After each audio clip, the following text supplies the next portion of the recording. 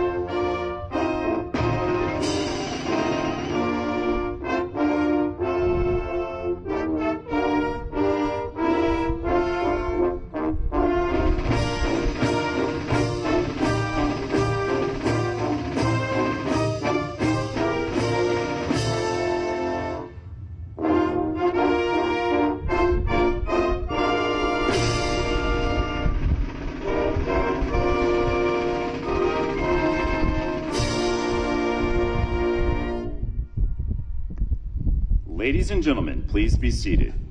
Detachment, order!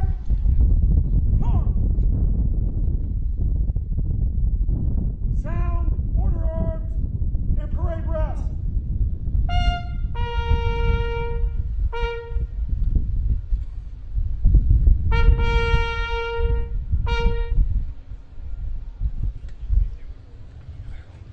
In the 82nd Airborne Division, we are constantly pushing ourselves to become faster, stronger, and more lethal. One way that we accomplish this is by fostering a culture of competition. At this time, we wish to celebrate our very own best of the best and highlight key victories and achievements by our very own paratroopers. Ladies and gentlemen, we present to you the 82nd Airborne Division NCO of the Year. Staff Sergeant Christopher Snowberger. He is followed by the 82nd Airborne Division Soldier of the Year, Sergeant Tyler Geranda. The Division Jumpmaster of the Year, Staff Sergeant Ryan Clark. Our Division Best Squad was selected as the Best 5 Trooper Team in the Division and consists of Staff Sergeant Kevin Saga, Sergeant Carlos Sampson, Specialist Wyatt McGraw, Specialist Liam Peacock, and Specialist Dylan Lanning. Finally, we wish to highlight our 4 finalists that have completed the grueling U.S. Army Best Ranger competition against 52 other teams across the Army. Team 23 in 9th place, First Lieutenant Zachary Simon and Sergeant First Class Christopher Nagel. And Team 22 in 15th place, Sergeant Zachary Irvine and Sergeant Keegan Ford, who is unable to attend today. Please join me for a round of applause in recognizing these exceptional paratroopers.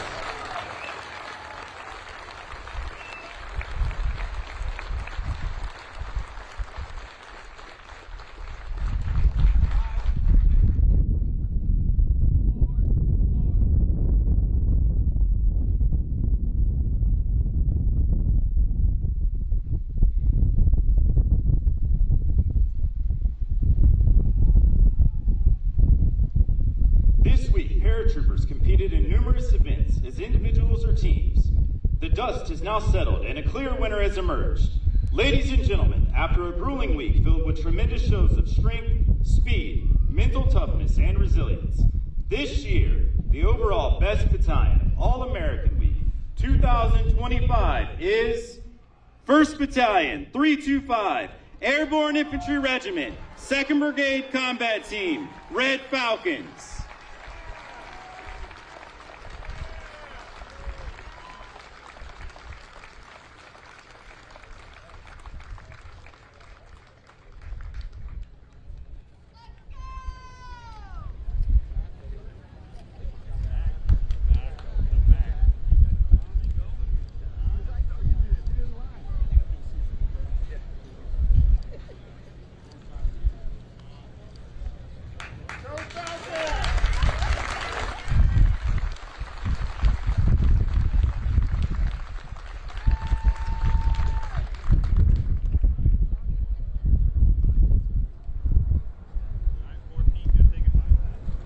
Ladies and gentlemen, at this time, please welcome the commander of the 82nd Airborne Division, Major General Pat Work.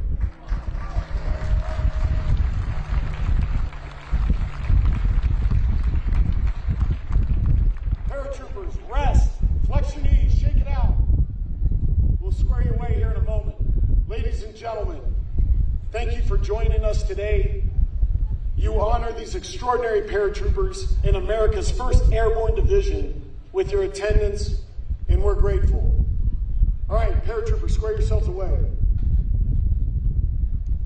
These free men and women on the field before us, these paratroopers, are a national treasure, unmatched by anything on the planet. They are the nation's birds of prey in the Maroon Berets. They strike from the skies. They're ready to go anywhere in the world in 18 hours, defeat any enemy, complete any mission, and dominate any drop zone. And I respect you for it. For Command Sergeant Major Della Pena and I, it's an extraordinary privilege to stand in the airborne phalanx with you. And it's also a tremendous privilege for us to welcome our distinguished guest and a reviewing official today, our 29th Secretary of Defense.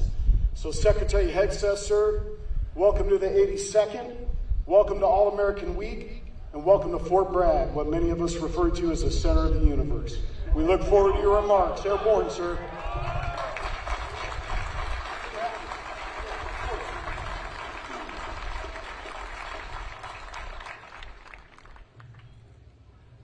What an amazing day. What an incredible opportunity. I thought I had the best job in the country. I don't think I do. Major General Work, thank you, congratulations. Appreciate your actions, your words, and your leadership. Along with Command Sergeant Major Della Pena, two of the best jobs in the country, best jobs in the world. It is an absolute honor to be here, not just amongst the current, but amongst the past. Amongst those who stand the line, and those who stood the line, those who fight and those who support them. This here, I know, is a community. It means the world for me and my staff to be here. There is nowhere I would rather be. We've had this day circled on our calendar in the Pentagon for quite some time. It is great to be here at Fort Bragg. It is Fort Bragg again.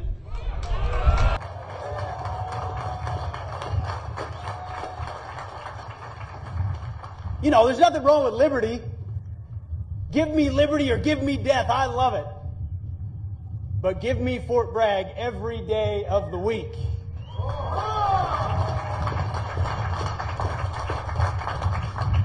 And to this formation out here, this beautiful formation, as I look, a message from our Commander-in-Chief, from your Commander-in-Chief, from President Donald J. Trump. We know that all of you, America's 911, that you have our back. The message from the Commander-in-Chief straight from 1600 Pennsylvania Avenue is he has your back.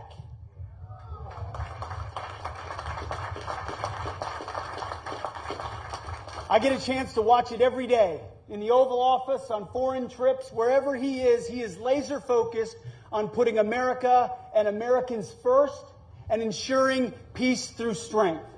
So as you train, as you prepare, as you are the tip of the spear, know that you are serving under a Commander-in-Chief who has your interests in mind with every decision that he makes. Now, one of those decisions he made was choosing a Secretary of Defense. And you know, some folks out there, we got some of our friends in the fake news media are here. Some of them said, critics might say, you can't choose an Army major to be the Secretary of Defense. It has to be, well, one of our many distinguished generals, or congressmen, or business leaders, or corporate leaders. There's many incredible Americans. One of the critiques was, we need somebody that can think strategically, big picture. We can't have a guy who thinks like the troops. To which I say, hell yeah, we can have a guy that thinks like the troops.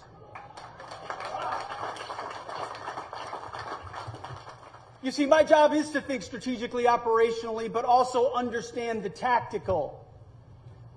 I have stood not that long ago in a formation like this one. And if you didn't hear it, please rest. Double rest. If that's a command from the Secretary of Defense. I've been in that formation, loosening my knees, taking a deep breath, gazing over the horizon, sweating and wondering what time it is, but I can't move my arm. I've been in your boots, not yours. It's the 101st, it's not the 82nd. I get it. I'll admit that on a day like today. Not quite your boots or your beret, but close. And so as I thought about this speech, I have an amazing staff. A wonderful staff and a great speech writing team. And they put together a binder of 27 pages. I mean, it's like the Gettysburg Address meets the State of the Union. Churchill meets Reagan. But then I thought, wait, the last thing I want, if I'm standing in formation, is a 27-page speech. So I will spare you that today. The old-timers appreciate that one because they can sound that off. I recognize in many ways many of the aspirations, thoughts, anxieties, fears, dreams that you have standing in formation, you and your families. My job is to stay focused on you and our warfighters every single day. So my message today is simple, and on behalf of the President, we're going to bring it back to the basics. The basics, sir, that you talk so much about, that the 82nd Airborne is focused on. We're going to restore the warrior ethos, and we are across our formations, a standard that's set here every single day. We will focus on readiness, on training, on warfighting, on accountability, on standards. Black, white, male, female, doesn't matter. We're going to be colorblind and merit-based warfighters, just like you are here in the 82nd Airborne.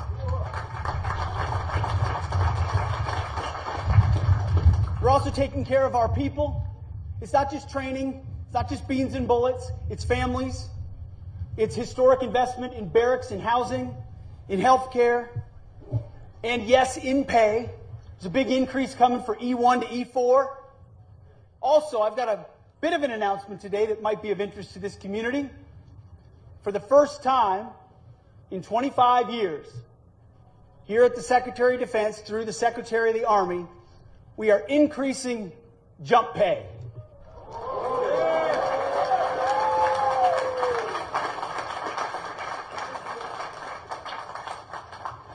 Not only are we increasing jump pay, but for the first time, jump masters who have never been compensated additionally for that additional duty are going to receive an additional $150 a month in incentive pay.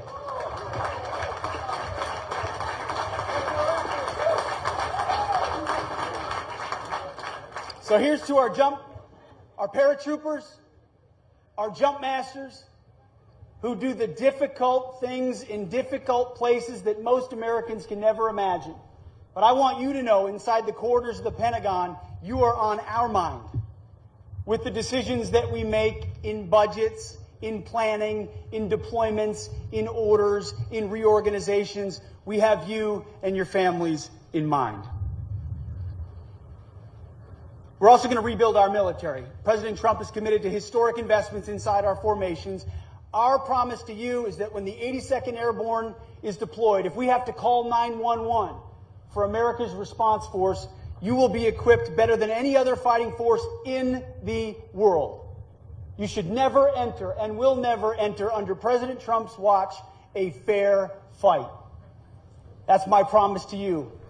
We will rebuild this military.